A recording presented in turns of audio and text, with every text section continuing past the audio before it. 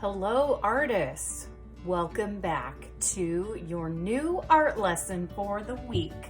And since this week is all about creating a card to give to one of our heroes, I thought it would be a great opportunity to teach you guys about bubble letters. And bubble letters are ones that I love to use on cards, and they're just a lot of fun to do. So I've already done, and since we're doing our cards to say thank you to these workers, I decided to do the words thank you. But it doesn't have to be the words thank you. You could do bubble letters with your name, with whatever you want to put on your card. It is just super fun and easier than you would think. So I've already done partly the word thank, but I left the word you with nothing on it yet because I wanted to show you the process. So basically what you want to do first is, and I would advise doing this in a pencil first, because then you can, if you kind of make a curve or something that doesn't look quite like what you would like, you can of course erase it. And a little saying I have in my art room is draw light till you have it right. So I'm going to write out first the word that I want to do in bubble letters. Just write it out normally.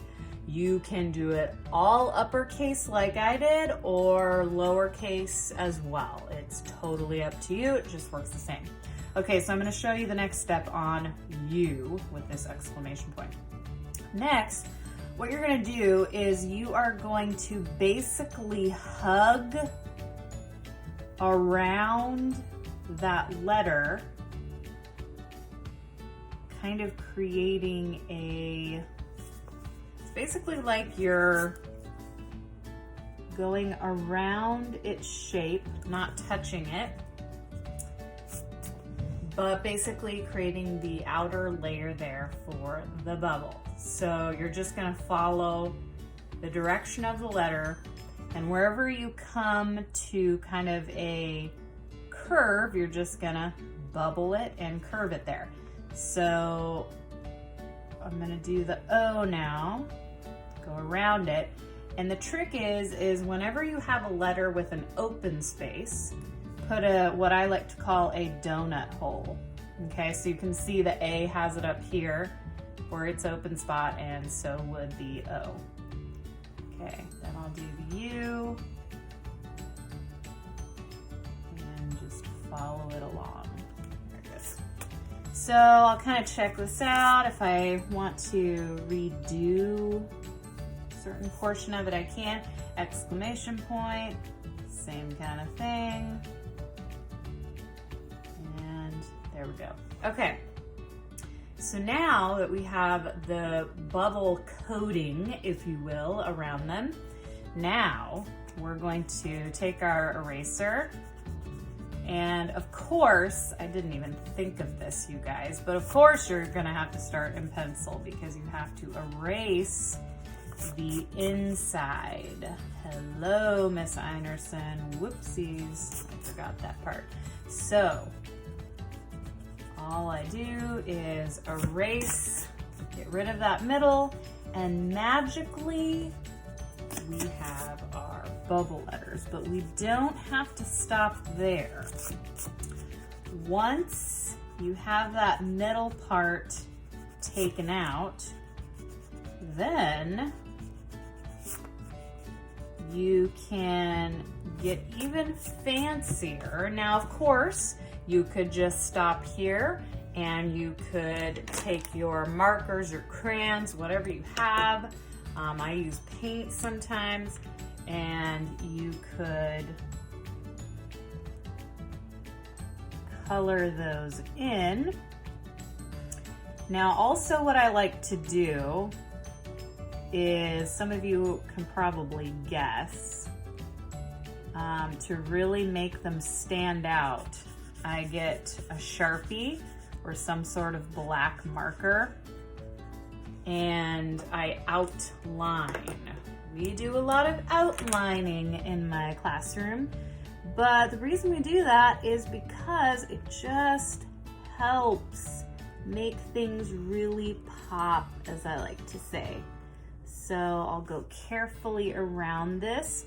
Now, a few extra things that you could do is, a lot of times I love to add highlights to my letters, or, well, I add highlights to pretty much everything I do, just because I love it so much. So I have an oil pastel here. A crayon, a white crayon would work really great too. White paint, yeah, whatever you have. And so a highlight is just, you know, right in the corner there to make that appear to be shiny.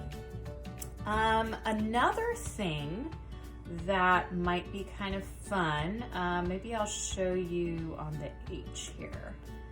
I'll fill this guy in green, is adding a little bit of a shadow effect. So I'm gonna fill him in. Now you notice I'm coloring it in first before adding the outline. And I'm doing that so that that outline knows where to go. And another thing, you guys, that a lot of you will probably think of is when we're coloring something in, I like to use the examples thick and thirsty. And if the opposite of thick and thirsty is thin and wimpy. So of course, we're coloring in, leaving no peekaboo spots, coloring in one direction, staying inside the lines. That is what I like to call thick and thirsty. So just because the T has one, I'm gonna add a little highlight here, a little curve, okay? And if you want to, you could also add a little bit of a shadow. So depending on what side you want to do it on, the letters will all generally have the shadow on the same side. So I'm going to create my shadow. Actually, I'm going to do it here with my Sharpie. And basically it's just like you're going to take that black and bring it out on one side of your letter, just a little bit more. Kind of like your letter is casting a shadow. That's why we call it shadows. So notice I'm still curving it. I'm not going all the way around. That wouldn't give the right effect. But just right on that left side of the letter, I'm pulling out that outline a little bit and it creates a shadow.